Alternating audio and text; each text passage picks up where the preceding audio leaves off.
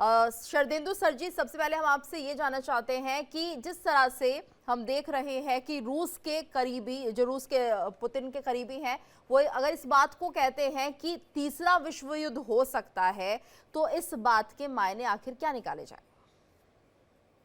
देखिए, जो रूस के तरफ से स्टेटमेंट आ रहे हैं, ये तमाम तरीके के जो नाटो कंट्री हैं, जो आज की डेट में काफ़ी एक्टिवेट हो रखे हैं और जिस तरीके से वो लगातार आर्थिक और मिलिट्री सपोर्ट यूक्रेन को पहुंचा रहे हैं और यूक्रेन लगातार देखिए इतने समय युद्ध में बना रहा और आज भी अपने ड्रोन द्वारा जो रूस को क्षति पहुंचा रहा है, उससे कहीं न कहीं जो रशिया है वो तिलमिलाया हुआ, क्योंकि उसको हमेशा कहीं न कहीं नुकसान उठाना पड़ रहा है, चाहे वो ऑयल डिपो हो, चाहे हथियारों का ज़ख़ीरा हो और साथ में ड्रोन की जो अटैक, जो मारक क्षमता है, वो अंदर तक घुसी हुई है। और साथ में बेलगरोद और कुर्स्क का इलाके पे वो पूरी तरीके से काबू नहीं कर पा रहा है। कुर्स्क का इलाका जो यूक्रेन ने कैप्चर कर रखा है, वो आज भी उसमें बने हुए हैं।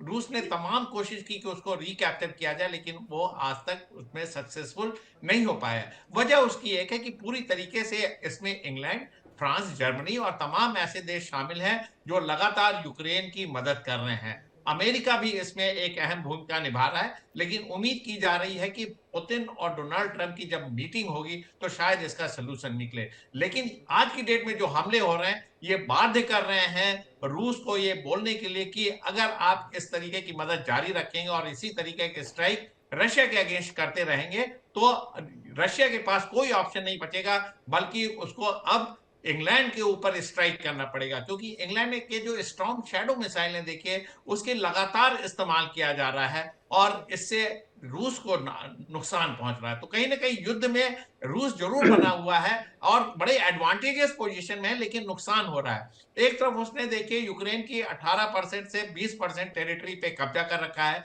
4 प्रांतों में पूरी तरीके से उसके कंट्रोल में है, जिसमें लोनास, डोनास्क, ज़पोरिज़िया और खार्सों है और साथ में देखिए क्रीमिया पे उसका पहले से ही कब्जा 2014 से। तो ये स्थिति उसकी बहुत मजबूत है। अब वो चाहता ये है कि जो कीव में किसी भी तरीके से कब्जा किया जाए या सत्ता परिवर्तन हो। और आज की डेट में मेरा मानना है कि जो वेस्टर्न यूक्रेन का इलाका है, उसके ऊपर भी बड़े क्लेमेंट हैं। पोलैंड भी उस पे अपना हक की क्लेम कर रहा है, हंगरी भी कर रहा है, रोमानिया भी कर रहा है। तो कहीं न कहीं देखिए यूक्रेन डिसइंटीग्रेट होता हुआ दिख रहा है। लेकिन जिस तरीके से मदद मिल रही, जिस तरीके से इंग्लैंड के स्टॉर्म शैडो मिसाइल जो रूस को नुकसान पहुंचा रहे हैं, ये एक तरीके से उन सारे के सारे नाटो कंट्री को एक कॉशन दिया है कि आप अब युद्ध में यूक्रेन की मदद करना बंद करिए। और ये तभी संभव हो पाएगा जब एक तरीके का डर उनके दिमाग में बैठा दिया जाए। और ये थ्रेटनिंग नहीं है, इसकी तैयारी रूस ने टाइम टू टाइम कर रखा है। तमाम तरीके की उसने न्यूक्लियर ड्रिल की, वॉर प्रैक्टिस की हुई है। साथ में बेलारूस में उसने अपने टैक्टिकल न्यूक्लियर वेपन डिप्लॉय किए हुए थे। तो मेरा कहीं ना कहीं मानना है कि यूक्रेन से ज्यादा ये तमाम ईस्टर्न यूरोपियन कंट्रीज को एक कॉशन है। और ये धमकी इसलिए मानी जा कहा जा सकता है, क्योंकि अगर इसी तरीके से इंग्लैंड ने या फ्रांस ने या जर्मनी ने इनकी मदद जारी रखी और रूस को नुकसान पहुंचाया है, तो कहीं ना कहीं एक स्टेज वो आएगी जब रूस बाध्य हो जाएगा अपने न्यूक्लियर वेपन का इस्तेमाल करने के लिए। और उसमें जो मेजर सपोर्ट देखिए रूस को मिल रहा है, वो चाइना और नॉर्थ कोरिया से मिल रहा है। नॉर्थ कोरिया की तो देखिए ट्रूस भी आज की डेट में रशिया के साथ युद्ध लड़ रहे हैं यूक्रेन की धरती पे। तो एक कंप्लीट पूरा का पूरा नया वर्ल्ड ऑर्डर इमर्ज होके आ रहा है। और रूस की बात को आप धमकी ना जी। समझे, रूस जो बोलता है उसको एग्जीक्यूट करने की वो काबिलियत रखता है। हम्म। ये इनका रशिया एक बहुत ही मैच्योर्ड कंट्री है। वो न्यूक्लियर ऑप्शन को एज ए लास्ट रिजॉर्ट इस्तेमाल करेगा, जब तक उसकी सॉवरेनिटी और इंटीग्रिटी जी, पे हमला नहीं होता है। बिल्कुल। जब तक यूक्रेन के ऑपरेशन हम्म। चलते रहेंगे, तब तक इसकी जरूरत नहीं है। लेकिन जो यूरोपियन नेशन है, उसको इस हम्म। युद्ध से दूर रखने के लिए इस तरीके के बयानात टाइम टू टाइम आते रहते हैं। बिल्कुल। यस। तिवारी जी, आपको क्या लगता है, अगर एलेक्सी इस बात का जिक्र करते हैं युवाओं से कि अगले 3 साल के लिए आप अपने आप को तैयार रखिए, तो इसके क्या मायने निकाले जाएं? क्या ये खतरा हो सकता है? ये चेतावनी है बाकी देशों के लिए भी इस माध्यम से? क्या आपको लग रहा है कि क्या थर्ड वर्ल्ड वॉर हो सकती है? ये संकेत माने जाएं?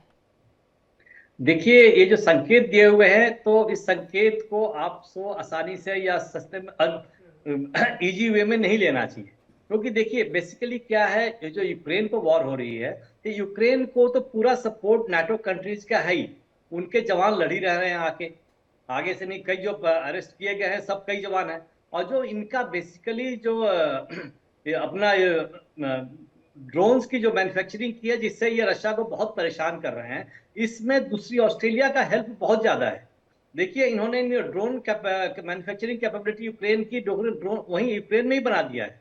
अब ये बताते हैं कि यहाँ की जो फर्नीचर कंपनीज है वहीं पर ड्रोन बन रहे हैं, वहीं मैंने मतलब असेंबल हो रहे हैं, और उसमें जो इंटेलिजेंस लगाना है उसमें ऑस्ट्रेलिया के लोग इन्वॉल्व हैं।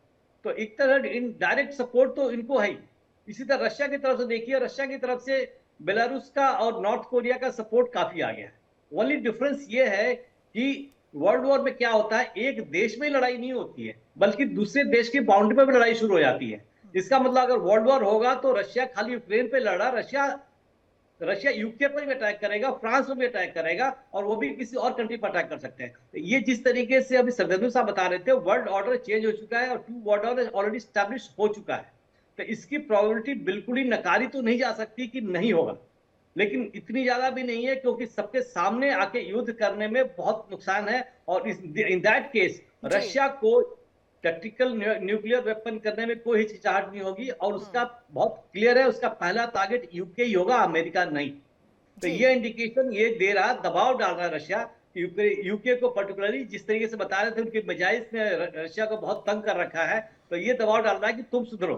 अभी तो जब ट्रंप आ रहे हैं तो उम्मीद है, पूरी उम्मीद है कि अमेरिका से सपोर्ट यूक्रेन को बंद हो जाएगा। अब खाली यूके और फ्रांस की तरफ से ज्यादा आने लगेगा। बाकी भी देखिए, जैसे फ्रांस में ब्रेकअप, मतलब यूरोपियन कंट्रीज में भी कुछ कंट्रीज परेशान हो गई हैं। स्लोवाकिया है, हंगरी है, ऑस्ट्रेलिया है, जो बिकॉज ऑफ गैस की वजह से उनकी परेशानियां बढ़ गई हैं। तो इसके ग्रुप में ब्रेकअप आ रहा है। लेकिन फिर भी ये यूक्रेन जो अटैक बार बार किए जा रहा है, इसमें कमी ज्यादा नहीं आ पा रही है। इसका कारण क्या है? सिर्फ कि नाटो का बहुत स्ट्रांग सपोर्ट है। तो इस सपोर्ट को जब तक कम नहीं करेंगे तब तक ये वॉर बंद नहीं होगा। और जैसे रशिया ने जो भी पोर्शन कब्जा कर रहा है उसके आगे बढ़ना नहीं चाहता होगी। अब बढ़ना भी मुश्किल है। जो टेरिटरी एक कंट्री ऑक्यूपाई करती है तो उसको रिटेन करना इतना आसान नहीं होता। रिटेन तभी पॉसिबल है जब वहां का लोकल सपोर्ट है। तो कोई भी देश इतने ही दूर तक आगे जा सकता है जहां तक उसकी उम्मीद है कि रिटेन कर सकते हैं। इतिहास गवाह है, वियतनाम में भी अमेरिका कुछ नहीं कर पाया बिकॉज वहां लोकल सपोर्ट ज्यादा नहीं थी। अफगानिस्तान से सबको भागना पड़ा। तो ये तरीके हैं। तो इसलिए रशिया को भी लिमिटेड स्ट्राइक कर रहा है ताकि उनको डिस्करेज करने के लिए, बहुत ज्यादा डैमेज नहीं करना चाहेगा, क्योंकि और बार्गेनिंग में फिर जो वॉर है दूसरा शेप ले सकता है और आगे बढ़ सकता है। तो इस तरीके से इसको कंट्रोल करने के लिए रशिया एक हिंट दे रहा है कि अगर आप लोग नहीं करेंगे तो वर्ल्ड वॉर शुरू हो सकती है। वर्ल्ड वॉर का मतलब यही है, किसी और देश पर भी रशिया अटैक कर सकता है। जी वर्ल्ड वॉर में हमने वर्ल्ड वॉर 1 और 2 में क्या देखा, कई ग्रुप्स आ गए थे, बट फिर जो वॉर का जो क्षेत्र था एक ही जगह नहीं था। जर्मनी ने फ्रांस में गए, फिर यूके गए, फिर भागते रहे, आगे बढ़ते गए। बट यहाँ पर अभी लड़ाई की क्षेत्र सिर्फ एक ही है, बल्कि इन्वॉल्वमेंट सारे देशों का है वर्ल्ड वॉर में। और इसमें खाली एक ही डिफरेंस है कि किसी और देश की एरिया में लड़ाई नहीं आगे बढ़ी है। तो इसका जो वार्निंग दे रहा है, इसकी वार्निंग को नाटो कंट्री के लिए अपना एक वार्निंग समझे, एक स्ट्रॉन्ग वार्निंग समझे, एक स्ट्रॉन्ग मैसेज समझे, अकॉर्डिंगली डिसीजन ले, और यूक्रेन को छोटे मोटे रूप से जो भी सपोर्ट कर रहे हैं उसको बंद करें, ताकि जो ये ड्रोन्स लॉन्च करके यूक्रेन बीच में यूक्रेन लॉन्च करके इनको रशिया में छोटे मोटे कंफ्यूजन क्रिएट कर रहा है और एक न्यूसेंस बना हुआ है, वो बंद हो। जब तक ये बंद नहीं होगा तब तक ये देर नेगोशिएशन टेबल पर नहीं आएंगे। जी शरदेंदु जी, यूरोपियन कंट्रीज की अगर हम बात करते हैं, उन पर क्या कुछ असर होगा अगर तीसरा विश्व युद्ध शुरू हो जाता है, या फिर अगर हम बात करें एलेक्सो की, अगर वो इस बात को कर रहे हैं तो उसका प्रभाव किस तरीके से देखा जाए? देखिए, यूरोप आज की डेट में बड़ा रिसीविंग एंड पे है। आज की डेट में वहां इन्फ्लेशन बहुत हाई है, उनकी इकोनॉमी स्टैग्नेट हो रखी है, और जिस तरीके से चीप गैस जो प्रोवाइड करता था रशिया, वो बंद हो रखा है। तो अगर यूरोपियन कंट्री की बात करें तो वो उनके अलग सेट ऑफ समस्याएं हैं। एक तरफ वो नाटो का सदस्य बने हुए हैं, दूसरी तरफ वो इकोनॉमिक मार झेल रहे हैं। अमेरिका उनको सिक्योरिटी तो प्रोवाइड कर रहा है, लेकिन उनकी इकोनॉमी का क्या होगा? उनकी जो गैस की रिक्वायरमेंट है, एनर्जी की रिक्वायरमेंट है, उसका क्या होगा? तो ये तमाम पहलू बने हुए जिससे कि यूरोप आज की डेट में त्रस्त है। सिर्फ एक यूके जो है वो टाइम टू टाइम रशिया को चेक करता हुआ जा रहा है, और स्टॉर्म शैडो मिसाइल के तहत और तमाम ऐसे मिलिट्री हार्डवेयर उसने प्रोवाइड किए जिससे ये यूक्रेन टाइम टू टाइम उसका इस्तेमाल रशिया के अगेंस्ट करता है। मैं इसको एक अलग नजरिए से देखता हूं। देखिए, ये जो स्टेटमेंट रशिया के आ रहे हैं वर्ल्ड वॉर के, मेरा मानना है कि जो पुतिन और डोनाल्ड ट्रंप की मीटिंग होने जा रही है, अगर वो सक्सेस नहीं होती है तब क्या होगा? जब तक मीटिंग सक्सेस होती है, अभी इसका कोई शेड्यूल आया नहीं, कोई इसका इटिनरी आया नहीं, कोई उसके डिटेल्स आए नहीं है, लेकिन कोशिश जारी है कि दोनों की मीटिंग को जल्दी से जल्दी शेड्यूल किया जाए।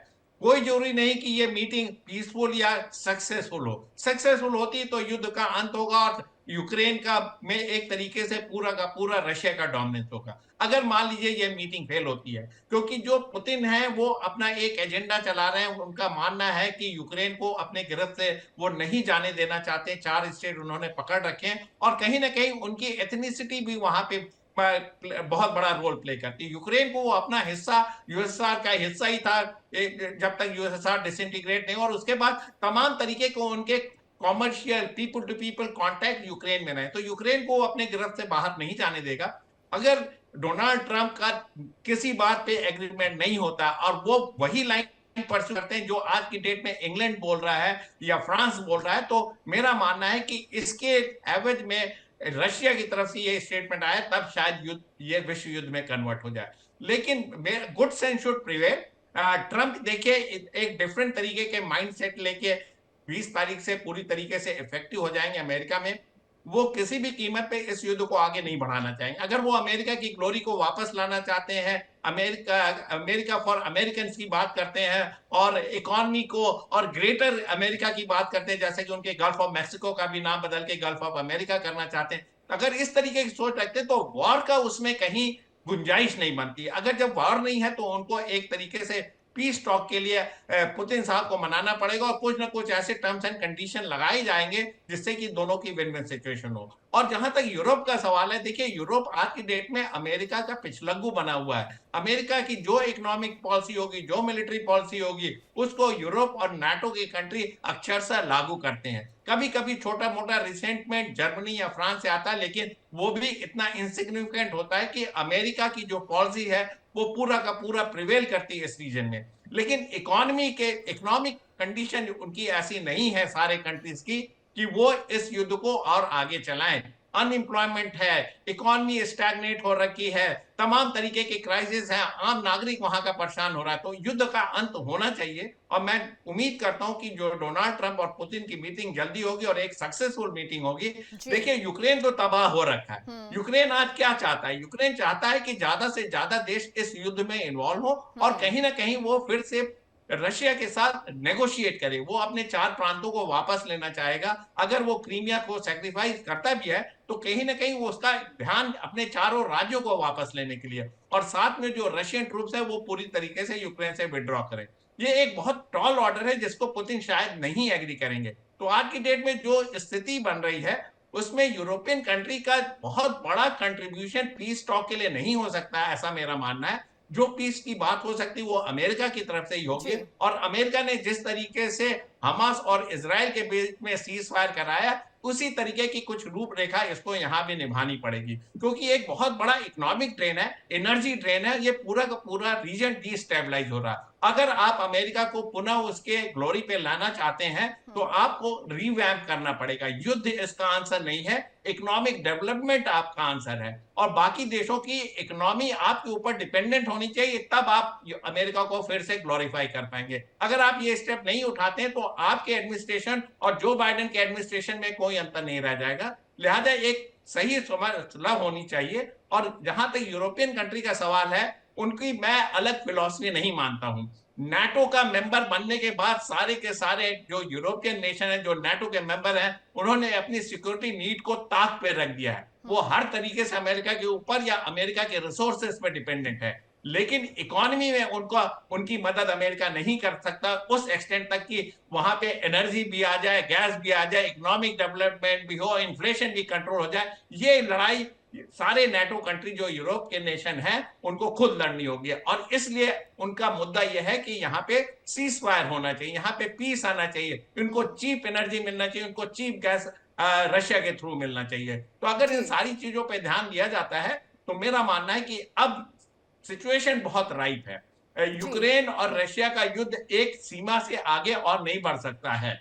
मेरा मानना है कि 4 स्टेट जो रशिया ने कैप्चर किए उससे उसको सेटिस्फाई होना चाहिए। कीव में अगर सत्ता परिवर्तन होता है, वेल एंड गुड, इलेक्शन वहां एज इट इज जो है, इलेक्शन हो, सत्ता परिवर्तन होता है या जेलेंस्की फिर से सत्ता में आते तो वो उनका इंटरनल मैटर है और इसको अंत होना चाहिए। ये बिल्कुल बिल्कुल।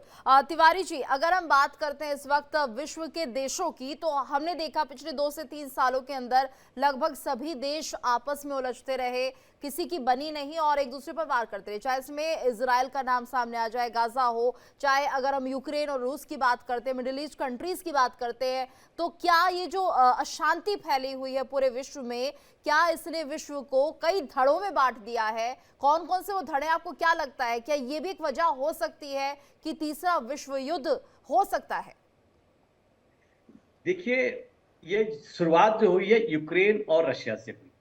इसको शुरुआत करने में अमेरिका का हाथ बहुत ज्यादा रहा, और जिस अमेरिका के जिस लीडरशिप पे गया वो लीडरशिप अब खत्म हो रही है। उस अमेरिकन लीडरशिप की वजह से यूरोप के जो इंपॉर्टेंट नेशंस थे सब यूक्रेन की हेल्प में आए और लड़ाई आगे बढ़ती रही। पहले रशिया के लिए तो आसान लगा था, रशिया को लगा था कि आसान है और हम कब्जा कर लेंगे यूक्रेन पर, लेकिन ऐसा नहीं होता है, और न पास में कभी भी हुआ है कि इतनी आसानी से यूक्रेन के कुछ पोर्शन को कब्जा कर सके। तो रशिया को बहुत समय लगा, और ये 4 प्रदेश जो है, डोनास, लुहांस्क, जापोरिज़िया और खैरसन जो है, इसको कब्जा कर लिया, लेकिन पूर्ण रूप से अभी इसके ऊपर कब्जा नहीं है। इसका क्लेम कर चुके हैं, क्रीमिया इनके पास है। अब इस चक्कर में ये लड़ाई काफी आगे चलती रही। इस विषय में यूक्रेन के 30% लोग करीब वहां से बाहर चले गए, और यूक्रेन के कई जो सैनिक थे, जितने भी थे, जिन लोगों ने नए फौज ज्वाइन किया, वो करीब करीब 70 to 80% ऑलरेडी खत्म हो चुके हैं। और यूक्रेन की तरफ से इनका मोरल और मोटिवेशन हाई रखने के लिए ये मर्सनरीज के रूप में दूसरे देश के, ऑस्ट्रेलिया, इंग्लैंड, कई कंट्री के लोग आके यूक्रेन की तरफ से लड़ते रहे। अब नतीजा ये हुआ कि लड़ाई अब नियरली 3 साल होने वाली है। कब तक चलेगी? सब परेशान हुए। पहले कुछ समय तक तो यूरोप का, जैसे अभी सदर्वी साहब बता रहे थे कि गैस की प्रॉब्लम हुई थी, तो 1 साल 2 साल तो उन्होंने निकाल लिया। सफर क्या किया? जर्मनी किया। जर्मनी ने जो एक डील ले रखा है कि हम न्यूक्लियर से नहीं प्रोड्यूस करेंगे, तो इसलिए उनकी जो थोड़ी कमजोरी, उनके रिक्वायरमेंट पूरे नहीं हो पाए। अब जो 1 जनवरी को जो ये गैस वाली पाइपलाइन की डील जो खत्म हुई, तो अब जो छोटे छोटे देश के यूरोप के हैं उनमें परेशानी शुरू हो गई है। Slovakia, Austria, Hungary and Moldova और कई कंट्रीज, इनको परेशानी शुरू हो गई है। अब ये देश अपनी इकोनॉमिक कंडीशन को कब तक खराब होने देंगे, ये देखने की बात है। और अपनी इकोनॉमिक कंडीशन के ऊपर दाव लगाते हुए अमेरिका की चॉइस जो बाइडेन की थी वो कब पूरा कर सके, तो ये करनी हो सकता है। वो सारे देश यही इंतजार कर रहे हैं कि बाइडेन साहब जा रहे हैं और उनको एबल लीडरशिप और ट्रंप के माध्यम से एक करेक्ट डिसीजन आएगा जिससे ये शांति हो सके और ये सारी पाइपलाइन, गैस पाइपलाइन सारे फिर से चालू हो सके, ताकि उनको गैस, अब पर्टिकुलरली ये विंटर तो शुरू हो चुका है, इस विंटर नहीं तो अगले विंटर तक इनको ज्यादा परेशानी नहीं है। इन्होंने पहले से, नेटो कंट्रीज ने काफी पहले से भी गैस बहुत रिजर्व रख रखा था काफी दिनों से, तो उससे तो निकाल लिया 1-2 दिन, लेकिन कब तक चलेंगे ये परेशानी उनकी अवश्य बढ़नी है। अब एक पॉइंट और नोट करने की बात है, ट्रंप जो चाहते हैं, क्या चाहते हैं, हमें ग्रेटर अमेरिका बनाना है। तो अगर ये चाहते हैं तो रशिया को, अपने यूक्रेन को, तो अगर लॉजिकली देखें तो यूक्रेन का पोर्शन लेने में उनको कोई परेशानी नहीं होगी, बिकॉज वो जो चाह रहे हैं रशिया भी वही चाहता है।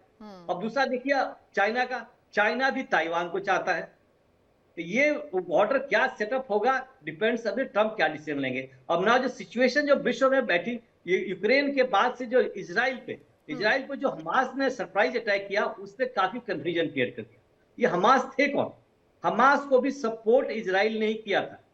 तो जितनी टेररिस्ट ऑर्गेनाइजेशन है अपने आप फ्लरिश नहीं करती, उनके मेन 2 रीजन होते हैं, एक इनकी फंडिंग, पैसे आने चाहिए, प्लस अनएम्प्लॉयड लोग होने चाहिए जिनको भड़काया जा सके, जिनको रिक्रूट किया जा सके, ये सब काम करने के। तो इसराइल का भी, इसराइल की बहुत परेशानी हुई। इसराइल की जो इज्जत थी वो भी था, इनका इंटेलिजेंस पे एक बहुत बड़ा धब्बा लगा और इस तरह से किसी को वापस आए ना। इसराइल का एक और पोर्शन है, हिजबुल्लाह से परेशान थे, हिजबुल्लाह भी उधर से अटैक कर रहा था ना। इसराइल के लिए अत्यंत आवश्यक था कि एक प्रॉपर बफर जोन बनाए, नॉर्थ में भी और हमास को उसकी तरफ भी बोला। तो इस तरह से उसने पूरा सीरिया में घुस के, और सीरिया में इतना कंफ्यूजन है कि रशिया उसको, इजराइल को अपना इंटरेस्ट काबू में रखने के लिए उसको हिजबुल्लाह को वहां से खत्म करना।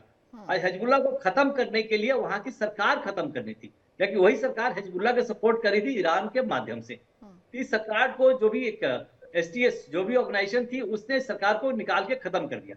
इसका फायदा इजराइल ने काफी उठाया, और जितने भी बॉम्ब्स, एमुनेशंस, आर्मामेंट्स थे जो भी इजराइल आर्मी के, इजराइल एयरफोर्स के थे, वो इन टेररिस्ट ग्रुप के हाथ में लगने वाले थे। ये लगने से पहले ही इजराइल ने सारा खत्म कर दिया, डिस्ट्रॉय कर दिया, ताकि टेररिस्ट ग्रुप जो भी ईरान सीरिया को कंट्रोल करे उसके पास कोई ऐसा आर्मामेंट ना हो जिससे कि वो रिटेलिएट कर सके और इजराइल पर अटैक कर सके। तो इसमें इजराइल ने एक proper buffer zone Golan Heights की तरफ भी अच्छा स्टैब्लिश किया, जहां से कि वो सीरियन कैपिटल के ऊपर एक ध्यान रख सकता है और अपने गन्स लगा के उनको टारगेट कर सकता है। और मेन इजराइल का एम यही था कि उसकी जो पॉपुलेशन है सारे बॉर्डर एरिया पर, नॉर्थ में भी हो, थोड़ा ईस्ट में भी हो, थोड़ा वेस्ट में भी, वो सिक्योर्ड रहे। उस सिक्योरिटी के लिए एक बफर जोन बहुत अत्यंत आवश्यक था। तो अभी फिलहाल तो इजराइल ने किसी तरीके से अपना बफर जोन स्टैब्लिश करने में सफल रहा, काफी लास्ट तक सफल रहा। अब तीसरी जो मेन थी वो हुती थे यमन से।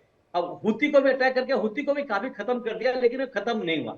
अब हुती का देखिए, हुती ऐसी ऑर्गेनाइजेशन थी कि हुती ने खाली इजराइल नहीं बल्कि उस जो रूट था, सी रूट था, उसमें भी दूसरी कंट्रीज के भी शिप्स को टारगेट करने लगा। ये परेशानी विश्व की पड़ने लगी। तो जिस तरीके से मैं क्या इस पे कहना चाहता हूं, तो अगर टेररिस्ट ऑर्गेनाइजेशन को विश्व में कई देश उनको फंड करते रहेंगे तो उनकी एक्टिविटी बढ़ती रहेगी। ये टेररिस्ट ऑर्गेनाइजेशन डिसिप्लिन नहीं होते, इनका कोई एक रीजन, एक कॉज नहीं होता जिसके लिए हमें लड़ना है। उनको कॉज खाली सर्वाइवलिटी के लिए कि हम लड़ते रहेंगे, हमें पैसा आता रहेगा, हमारे पास लोग रहेंगे और हम न्यूज में रहेंगे। उनको कोई वो टारगेट नहीं है कि हमें ये कब्जा करना है, हमें हमारे लोग को ये परेशानी करनी है। तो विश्व में अगर शांति लानी है कि टेरर फंडिंग जिस टेरर फंडिंग की वजह से सबसे ज्यादा परेशानी हमारे भारत देश को ये कई सालों से झेल रहा है। ये टेरर फंडिंग अमेरिका और कहां से आ रही थी। अब सीरिया को उन्होंने चौपट कर दिया, इधर सीरिया खराब हो गया। अब नेचुरली अब देखेंगे हमारे कभी अफगानिस्तान, पाकिस्तान की भी हालत ऐसी खराब हो अभी चल रहा है। और ये तो विश्व शांति, विश्व ऑर्डर को वापस लाना है तो ये टेरर फंडिंग पर एक बहुत बड़ा बैरियर लगाना पड़ेगा, बहुत बड़ा बैरियर लगाना। लेकिन एक बहुत बड़ी चुनौती भी है शरदेंदु जी, बहुत बड़ी चुनौती है इस वक्त पूरे विश्व के सामने। हर फ्रंट पे हमने देखा कि जो देश हैं वो आपस में लड़ रहे हैं, भिड़ रहे हैं। और अगर हम यूक्रेन की बात करें तो सीधे तौर पर यह भी कहा गया, क्योंकि यूक्रेन अगर टेक्नोलॉजी वाइज बहुत डेवलप्ड कंट्री थी, लेकिन उसके बाद भी अमेरिका को इससे ज्यादा फायदा होता हुआ दिख रहा था। और कहीं ना कहीं अमेरिका अगर सपोर्ट ना करता तो हो सकता है कि जो सीज फायर की बात थी वो पहले शुरू हो सकती थी, लेकिन यूक्रेन की तरफ से कभी ये बात नहीं की गई। देखिए, यूक्रेन का जो डेवलपमेंट की आप बात कर रहे हैं, यूक्रेन हिस्सा था यूएसएसआर का, और जहां जितने भी डेवलपमेंट वर्क हुए वो तमाम उस समय यूएसएसआर के फेज में हुए। और जब वो अलग भी हुआ तो एक ट्रेंड बना हुआ था जिसके तहत वो इंडस्ट्रियलाइज नेशन की कैटेगरी में था और उसने तमाम तरक्की की। लेकिन रशिया का कंसर्न था क्या उसमें, सबसे बड़ी बात यह थी कि उसके सिक्योरिटी इश्यूज कंप्रोमाइज हो रहे थे। जब यूनिफिकेशन जर्मनी का हुआ, ईस्ट और वेस्ट जर्मनी हुए, तो कहीं ना कहीं एक अंडरस्टैंडिंग थी कि नाटो का प्रोलिफरेशन फर्दर ईस्टवर्ड नहीं होगा, लेकिन वो हुआ। तमाम ऐसे कंट्री जो पहले वार्सा पैक्ट के कंट्री थे वो नाटो की सदस्यता मिली। इससे रशिया में बड़ी बेचैनी हुई, रशिया को कहीं ना कहीं अपना अस्तित्व संकट में लगा, क्योंकि अगर यूक्रेन भी नाटो का सदस्य हो जाता तो वो उसके डोर स्टेप पे था। एक तरफ बेलारूस, उसके बाद रशिया। कहीं ना कहीं वो अपने आप को थ्रेटन महसूस कर रहा था। और साथ में एक उनका मंशा तो थी ही कि जो यूक्रेन के नागरिक, जो ये 4 स्टेट के, स्पेशली जो डॉनबास का इलाका था, वो तमाम तरीके के वहां पे अनरेस्ट चल रहा था 2014 से। और 2014 से जब ये अनरेस्ट चल रहा था तो रशिया उसको मदद कर रहा था, उस अनरेस्ट को, और इस इलाके को ऑटोनोमस रीजन बनाना चाह रहा था। लेकिन अगर वो नाटो का सदस्य यूक्रेन हो जाता तो शायद ये संभव नहीं था। लिहाजा इसी सारी मुद्दों को मद्देनजर रखते हुए रशिया ने हमला बोला यूक्रेन पे, और कहीं ना कहीं उसने सोचा था कि यूक्रेन को महीने, 2 महीने, 3 महीने में वो पूरी तरीके से कैप्चर कर बिल्कुल। लेगा, लेकिन ऐसा संभव नहीं हो पाया क्योंकि तमाम तरीके की नाटो की मदद और अमेरिका उसके पीछे खड़ा रहा। बाइडेन सरकार पूरी तरीके से यूक्रेन के पीछे खड़ी हुई और ये युद्ध इतना लंबा चला। और युद्ध लंबा चलने की देखिए वजह भी ये थी कि दोनों देश में टेक्नोलॉजी थी, हथियार थे, जी, इक्विपमेंट जी। थे, लेकिन क्या चीज लैक कर रहे थे? लैक कर रहे थे मैन पावर। मैन पावर थी नहीं, फुट ऑन ग्राउंड नहीं था, ना तो रशिया के पास ना यूक्रेन के पास। दोनों ने बहुत क्षति उठाई। एक तरफ वैगनार आर्मी इंडक्ट हुई, लेकिन वो भी बहुत सक्सेसफुल नहीं हो पाई। तो एक तरीके का स्टेलमेंट हुआ। आप डिस्टेंस बैटल से किसी युद्ध को नहीं जीत सकते। युद्ध जीतने के लिए आपको डिस्ट्रक्शन करना पड़ता, और आपके पास सोल्जर होने चाहिए जो उस ग्राउंड को जाके कैप्चर कर सके, रिटेन कर सके, रीऑर्गेनाइज कर सके और उसको कंसोलिडेट कर सकें। ये सारी चीजें दोनों पक्षों से नहीं हो पा रही थी क्योंकि मैन पावर नहीं थी। तमाम तरीके के जो विदेशी लोग थे रशिया की आर्मी की तरफ से, उनको भी युद्ध भूमि में उतारा गया। तमाम तरीके के केसेस हुए, लेकिन ये युद्ध इतना चला। तो इसमें सबसे बड़ी बात ये थी कि टेक्नोलॉजी के होते हुए भी युद्ध जीतने के लिए आपको मैन पावर चाहिए, आपको सोल्जर्स ऑन ग्राउंड चाहिए। Technology will not give you success, technology will assist you in gaining the success. आपको बाकी अल्टीमेटली जो इंसान है, जो सोल्जर्स है, उनको ग्राउंड पे उतारने पड़ेंगे। और जहां तक नाटो कंट्रीज का सवाल है, जहां तक अमेरिका का सवाल है, कहीं ना कहीं अमेरिका ने अपनी पॉलिसी को इतना ज्यादा एग्रेसिव बना रखा था, स्पेशली जिस तरीके से सदस्यता दी जा रही थी नाटो की एकदम at the door step of Russia, वो कहीं ना कहीं इस पूरे युद्ध की वजह बना। और एक तरीके से पुतिन साहब का इतना लंबा टेन्योर हो रखा था, उनको वो अपने कंट्री में बड़े ही स्टेबल और बड़े माइंडसेट वाले लीडर थे। उनको पता था कि अब वो रशिया के फेवर में सारी बातें कर सकते हैं। क्रीमिया उन्होंने 2014 में लिया, उस समय बहुत बड़ा प्रोटेस्ट नहीं आया। और क्रीमिया की अगर आप हिस्ट्री में जाते तो यूएसएसआर बनने जब था तो क्रीमिया को एडमिनिस्ट्रेटिवली यूक्रेन को दिया गया था, क्योंकि यूएसएसआर के अंडर ये सारे आ रहे थे, तो उसके एडमिनिस्ट्रेशन के लिए आपने क्रीमिया को यूक्रेन को दिया था। जब यूएसएसआर ही नहीं रहा तो क्रीमिया को वापस लेना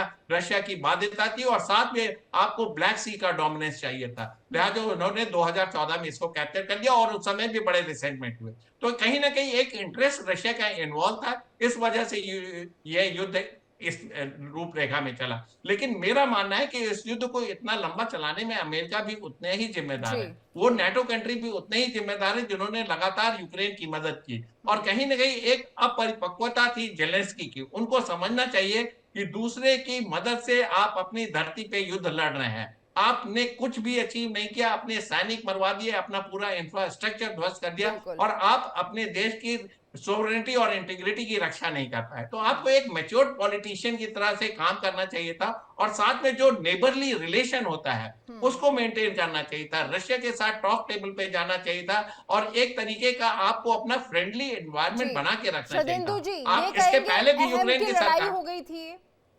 अहम की लड़ाई ज्यादा दिख रही थी यहाँ पर? जी हाँ, आप कह सकते हैं कि मैं मानता हूं कि अगर आप देश के हेड ऑफ स्टेट है तो आपको जी। इन सारी चीजों को देखना पड़ेगा, और आपको ज्योग्राफी आप नहीं मिटा सकते। ज्योग्राफी का मेरा कहने का मतलब है कि आप अपने नेबर्स को नहीं चेंज कर सकते। बेलारूस का आपके पास एग्जाम्पल था। तमाम ऐसे यूएसएसआर के कंट्री जो यूएसएसआर से हट के इंडिपेंडेंट कंट्री हुए, उन्होंने अपना इतना बेलिजरेंट एटीट्यूड नहीं रखा, नाटो के और अमेरिका के बहकावे में नहीं आए, और उन्होंने अपने देश और राष्ट्र हितों की रक्षा की। लेकिन कहीं ना कहीं जेलेंस्की साहब का जो बैकग्राउंड था और जिस तरीके से वो पॉलिटिकल सोच रखते थे, वो उसमें मार खा गए। काफी उनको लगा कि आलोचना वो भी नाटो के जेलेंस्की सदस्य की बन हुई जाएंगे है तो सर, देश इसको तरक्की हो लेकर जाएगी। जेलेंस्की की काफी आलोचना भी हुई कि आपने लोगों की सुरक्षा को प्रायोरिटी नहीं दी, आपने बस ये दिखाया कि मुझे युद्ध लड़ना है और जीतना है। जी हाँ। इससे मेरे से आपने सवाल- मुझसे हाँ पूछा? जी, शर्देंदु जी आपको ही बता रही हूँ सर। हाँ बिल्कुल, अच्छा। देखिए जेलेंस्की साहब का मैं टू लार्ज एक्सटेंट उनको बिल्कुल सोली रिस्पॉन्सिबल मानता हूँ, क्योंकि उनको अपने देश की ज्योग्राफी और अपने देश का बैकग्राउंड समझना चाहिए था। और वो देश जो आपके साथ मिलके यूएसएसआर का पार्ट थे, तमाम तरह की तमाम डेवलपमेंट, तमाम तरीके का एम्प्लॉयमेंट, तमाम तरीके का इंफ्रास्ट्रक्चर डेवलपमेंट यूएसएसआर के थ्रू ही हुआ था। और जब आप एक तरीके से मित्र देश की अगर कैटेगरी में रहते तो आपके देश की ये दशा नहीं बिल्कुल, होती। तो ये और गलत ग्रेजुअली फैसला स्लोली उनका रहा है गलत फैसला रहा है, काफी नुकसान भी हुआ। तिवारी जी, अगर मैं अब बात करती हूँ भारत के रोल की, तो भारत का क्या कुछ इसमें एक बड़ा रोल प्ले हो सकता है? क्योंकि सीज फायर को लेकर चर्चा हो रही थी जब पीएम मोदी का दौरा था रूस पे, और ऐसे में कहा जा रहा था कि हो सकता है सीज फायर हो जाए, मध्यस्थता करे। उसके बाद जब यूक्रेन जाते हैं पीएम मोदी, तब भी कयास लगने शुरू हुए थे। तो क्या यहाँ पर भारत की भूमिका दिख रही है? क्या वाकई यहाँ पर पीएम मोदी का रोल रहा है, भारत का रोल रहा है? तो भारत की मध्यस्थता के लिए तो यूक्रेन और रशिया दोनों ही खुश थे। भारत की मध्यस्थता अगर दोनों तरीके खाली इंडिपेंडेंटली अगर ये दोनों देश लेते तो हो सकता था ये वॉर खत्म हो गया होता। लेकिन जो नाटो नेशंस है वो इस वॉर को खत्म होने के लिए तैयार नहीं थे, इसलिए उन्होंने यूक्रेन जेलेंस्की जैसे कॉमेडियन को वहां उनके टॉप पोस्ट पर पहुंचाया है। जो जेलेंस्की की कैरेक्टर की बात हो रही थी, तो मैं इसको जी। थोड़ा ऐड करना चाहूंगा। जेलेंस्की क्या थे? कॉमेडियन थे। इनको लोगों के प्रति ग्रास रूट लेवल देश की डेवलपमेंट प्रति या देश के ग्रोथ के प्रति कितनी भावना होगी उन्हीं को मालूम होगा, क्योंकि इस उस यूक्रेन की जमीन से वो नहीं जुड़े हुए हैं। इनका ओरिजिन कहीं और का है। इस देश के प्रति प्यार और देश के प्रति लगाव उन्हीं को हो सकता है, वो देश की जमीन से जुड़े होते। ये तो एक पपलू थे जिनको नाटो देशों ने मिला के चढ़ा के लड़ाते रहे। अगर इतनी समझ में होती तो ये अपना इंफ्रास्ट्रक्चर और देश को बर्बाद नहीं होने देते। बिल्कुल। रशिया ने भी काफी ध्यान से लड़ाई की। उसने रशिया अटैक करता रहा, लेकिन रशिया ने जो मेजर इंफ्रास्ट्रक्चर से जो आसानी से अपने एयरक्राफ्ट लॉन्च करके डिस्ट्रॉय कर सकता था, वो रशिया ने नहीं किया। रशिया ने 4 स्टेट जो थे वहां पर अपनी तरफ से कब्जा ढंग से किया, और बीच में वो खाली रिटेलिएट करता था। जब यूक्रेन कुछ लॉन्च करता था और रशिया उसका बड़े स्केल पर आकर रिटेलिएट करता था। अब पूरे 30 महीने और जो 34 महीने की वॉर है, इसमें कभी भी देखिए कि रशिया अपनी तरफ से रिटेलिएट की क्या है, रशिया अपनी तरफ से आगे नहीं गया। तो यूक्रेन का जो है, तो ये यूक्रेन की तरफ से कभी कभी ऐसा भी लगता था कि यूक्रेन की फौज कोई ऐसा फायर करती थी, हो सकता है उसको जेलेंस्की को मालूम हो कि ना हो, क्योंकि उनके जो जवान थे और जो लोग लड़ रहे थे वो दूसरे देश के थे, यूक्रेन के नहीं थे। अब अगला इलेक्शन यूक्रेन में होगा तो यूक्रेन की जनता को समझ में आएगा। यूक्रेन की जनता को समझ में तो आ गया होगा, लेकिन हो सकता है ये मजबूर है। क्यों नहीं जेलेंस्की के सामने, क्यों नहीं आगे धरना दे के, क्यों नहीं इन्हें समझाने की कोशिश की जा रही है? इसके लिए तो बेचारे, ये इसके लिए कुछ कहना मुश्किल है, ऐसा क्यों नहीं हो रहा है। एक मेन रीजन तो ये है कि इसके 30 से 40% लोग बाहर जा चुके हैं और काफी मर चुके हैं, काफी लोग वॉर में चले गए हैं। अब ये क्यों नहीं हो रहा? अब हो सकता है कि इंटरनली नाटो कंट्रीज के लोग अंदर घुसे हुए हों, उनका मोराल ऊपर रखते होंगे कि हम आपके साथ हैं, तभी ये देश के जवान। लेकिन कई बीच में ऐसे भी न्यूज आई थी कि यूक्रेन के जवान भी डिमोटिवेटेड हो गए थे, वो भी गिव अप करना चाहते थे। बीच में यूक्रेन से एक गलती उन्होंने और की, एक कुर्स्क में जाके उन्होंने खाली क्षेत्र मिला 30 बाई 30 किलोमीटर एरिया कब्जा कर लिया। अब ये कुर्स्क वही जगह है जहां पर जर्मनी सेकेंड विश्व युद्ध में रशिया से हारी। तो रशिया ने तुरंत रिटेलिएट नहीं किया, लेकिन ओवर ए पीरियड अभी पता चल रहा है कि कुर्स्क में सेना मरती जा रही है, तो ना उनको पीछे आने का भी वो नहीं है कि हम रिट्रीट करेंगे। रिट्रीट करने के लिए, वापस आने के लिए इंडिकेशन नहीं मिल रहा, उनको वहां रुकना है। अब कब तक रुके हैं? सप्लाई लाइन पीछे से बंद कर दी गई है। तो एट रेंडम जितनी भी उनकी ब्रिगेड वहां जो पहुंची हुई है, इस समय की बात है, इस विंटर के बाद वो खत्म हो जाएंगे या सरेंडर कर देंगे। लेकिन ये लड़ाई ये जेलेंस्की की नहीं है, बट जेलेंस्की के माध्यम से यूक्रेन को बकरा बना के ये रशिया के फ्रंट एक खोल के रखा हुआ, ताकि रशिया थोड़ा परेशान रहे, रशिया की थोड़ी इकोनॉमिक स्लो डाउन हो जाए। लेकिन वो भी नहीं हुआ। रशिया का गैस और उसका एक्सपोर्ट कई और माध्यम से करके एक्चुअली 2.5-3 साल में रशिया की इकोनॉमी पे भी बहुत ज्यादा कोई फर्क नहीं पड़ा है। बिल्कुल, तो लेकिन बाकी देशों पे असर पड़ा है इन लड़ाइयों का। शरदेंदु जी, क्या मानते हैं, जिस तरह से ये लड़ाइयां हो रही हैं दो देशों के बीच में, इसका कितना इकोनॉमिक नुकसान विश्व को भरना पड़ा है? देखिए, जिस दिन से ये युद्ध शुरू हुआ है, इन्फ्लेशन की दर पूरे यूरोप में काफी स्काई रॉकेटिंग है। तमाम तरीके का स्लो डाउन आया, क्योंकि एनर्जी का जो भरपाई होती थी वो रशिया के थ्रू होती थी। आप बड़े बड़े देशों की मत बात करें, जो छोटे यूरोपियन कंट्रीज हैं वो सारे के सारे परेशान हैं। आज की डेट में मैं जब वहां के लोगों के साथ इंटरेक्शन हुआ, तो जो वहां से हिंदुस्तान है, उन्होंने बताया कि जो उनके हीटर सिस्टम विंटर्स में काम करते थे, आज की डेट में वो विंटर्स में हीटर ऑन नहीं करते क्योंकि एनर्जी के जो प्राइस है वो बहुत ज्यादा है, वो जी। उसको अफोर्ड नहीं कर सकते, वो उतने टाइम के लिए चलाते हैं जितनी उनकी एसेंशियल रिक्वायरमेंट होती, बाकी टाइम वो स्विच ऑफ करके रहते हैं। तो कहने का मतलब ये कि पूरा का पूरा उससे यूरोप अफेक्टेड हुआ है, तमाम तरीके के जो स्लो डाउन आया है वो उसकी वजह से हुआ, और जो लोगों की त्रासदी है, जो लोगों की जो परचेजिंग पावर थी, जो लोगों की सेविंग कैपेसिटी थी, वो पूरी तरीके से हैम्पर हुए, पूरी तरीके से नुकसान हुआ है। अनएम्प्लॉयमेंट हो रखा है और लोग सस्टेन कर रहे हैं इस उम्मीद में कि यह युद्ध अंत होगा और वापस उनके एनर्जी रिसोर्सेज आएंगे और फिर से डेवलपमेंट का काम शुरू होगा। लेकिन ऐसा होता नहीं दिख रहा है, क्योंकि अब जब पीस आएगी तो उसमें जो रशिया है वो अपने टर्म्स एंड कंडीशन पे एनर्जी की सप्लाई करेगा, हो सकता है उसमें रेट का बढ़ाव हो, क्योंकि रूस भी इसको काफी कुछ सफर किया हुआ है, रूस के यहाँ भी तमाम तरीके का डिस्ट्रक्शन हुआ है, उसकी वे उसने अपने रिसोर्सेज डाइवर्ट करके पूरे पूरे डिफेंस मैन्युफैक्चरिंग में अपने रिसोर्सेज को डाइवर्ट किया है, तो उसकी भी इकोनॉमी को एक रिवाइवल चाहिए।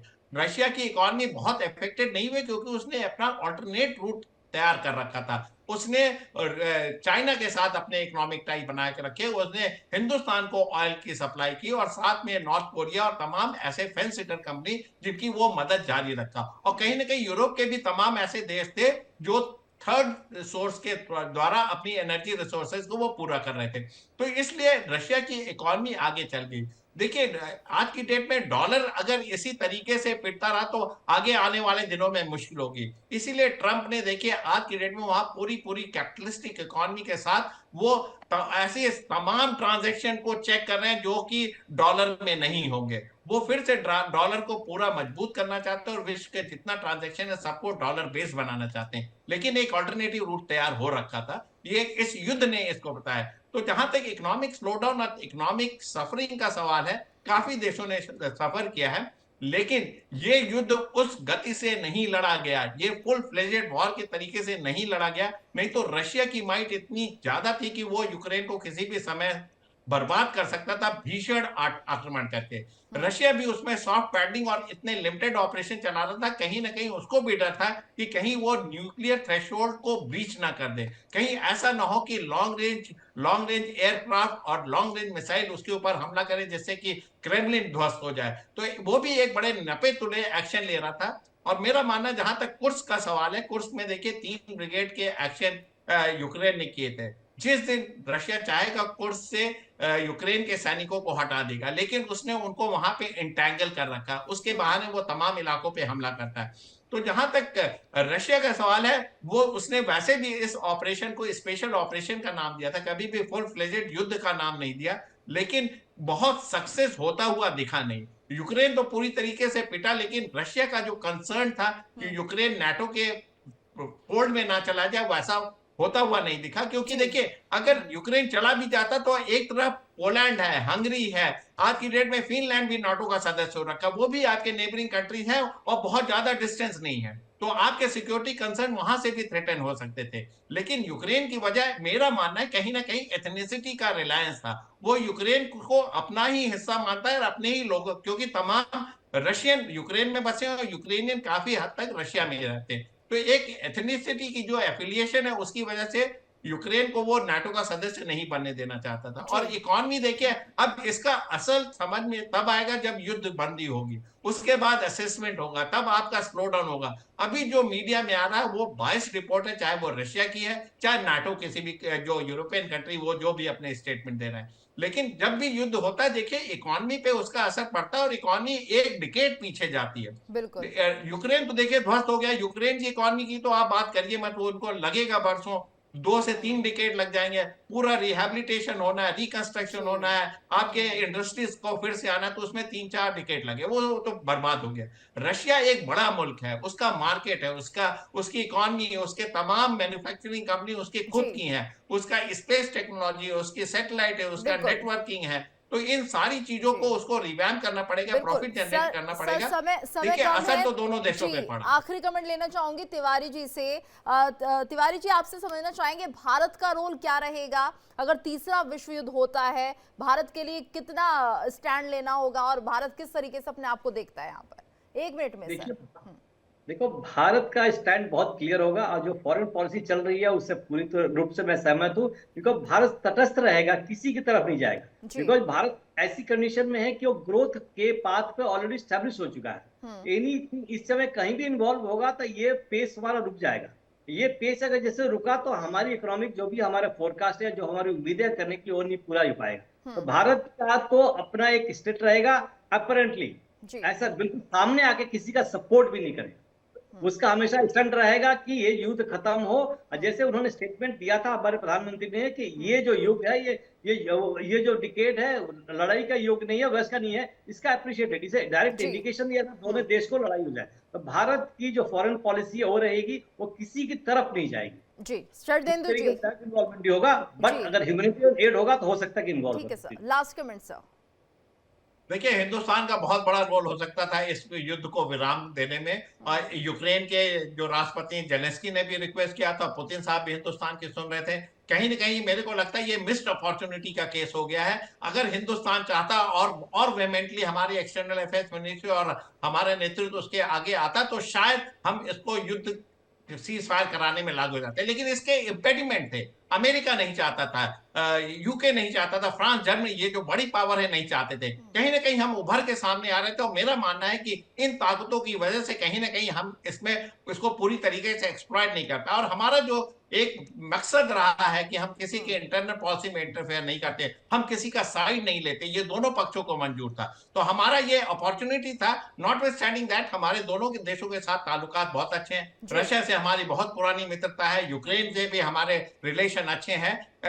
सीज फायर किसी भी तरीके से हो, अमेरिका के माध्यम से हो, नेटो कंट्री के माध्यम से हो, हिंदुस्तान के माध्यम से हो, पीस होना चाहिए। और जैसा कि तिवारी साहब ने बोला और हमारे प्रधानमंत्री ने बोला था कि ये समय युद्ध का नहीं है, बुद्ध का है, शांति का है, ये इकोनॉमिक प्रॉस्पेरिटी का है, डेवलपमेंट का है। इसके तहत काम करना चाहिए। और हिंदुस्तान आज पहले भी विश्व मित्र सबका रहा, आज भी विश्व मित्र बना हुआ है। और मेरा जहां तक कहने का मतलब यह है जी। कि जो वेस्टेड इंटरेस्ट अगर इसमें प्ले नहीं करती, चाहे वो यूके हो, फ्रांस हो, जर्मनी हो, अमेरिका हो, तो हिंदुस्तान कैपेबिलिटी रखता था इस इलाके में पीस कराने की। जब हम अपने स्टूडेंट को वहां लाने के लिए 2 दिन का जी सीज फायर करा सकते, बिल्कुल, तो यानी दो अगर वॉरिंग पुतिन के फैक्शन के करीबी बीच में इस हम बात का संकेत 100% दे पीस रहे करा हैं सकते थे। तीसरा विश्व युद्ध हो सकता है, तो संभल कर रहना होगा विश्व के सभी देशों को भी। लेकिन कोशिश ये होनी चाहिए कि शांति वार्ता ज्यादा हो, सीज फायर ज्यादा